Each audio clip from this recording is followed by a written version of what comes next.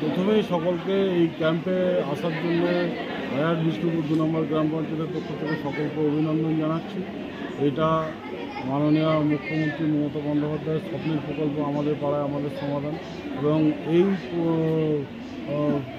ক্যাম্পে যেভাবে আমরা সাড়া পাচ্ছি, সাধারণ মানুষ যেভাবে উপস্থিত হচ্ছে এবং তাদের মতামত প্রকাশ করছে, এটা আমরা অত্যন্ত অভিভূত এবং আনন্দিত।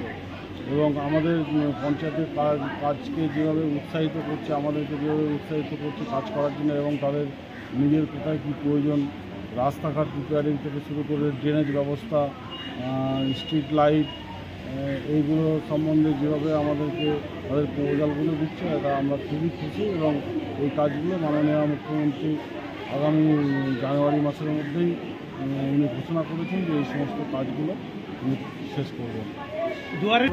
দিদির সৈনিক হিসেবে অবশ্যই আমরা গর্ববোধ করি। আমরা যে দলটা করি, আমাদের যে নেত্রী মাননীয় মুখ্যমন্ত্রী, তার যে চিন্তাভাবনা, এটা অভাবনীয়। যেটা আমার তো মনে হয় সারা ভারতবর্ষে কোনো পৃথিবীর কোনো রাষ্ট্রনেতা বা জননেতা এই ধরনের কোনো চিন্তাভাবনা মানুষের জন্য করেন না। দিদি যেভাবে চিন্তাভাবনা করেন, একদিকে শুধু ধর্ম নয়, এতদিন ধর্ম নিয়ে রাজনীতি করছিল, এখন বাংলা ভাষা বাঙালিদের উপর মানে জাতিগত বিদ্বেষ একটা তৈরি করার চেষ্টা করছে। মানে আমাদের ভারতবর্ষের বিভিন্ন প্রান্তে, যেখানে বিশেষ করে বিজেপির সরকার আছে, সেই সমস্ত জায়গায় বাঙালি যারা আছে তাদেরকে হিন্দু হলে তাদেরকে বাংলাদেশি তকমা দেওয়া হচ্ছে, মুসলিম হলে তাদেরকে রোহিঙ্গা বানানোর চেষ্টা করা হচ্ছে। এর জবাব মানুষ 26-এর বিধানসভা ভোটে দিয়ে দেবে।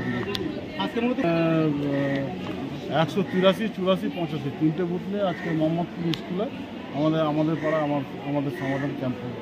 কতটা সাড়া পড়লো মানুষের? অত্যন্ত ভালো সাড়া আমরা প্রত্যেকটা ক্যাম্পেই পেয়েছি।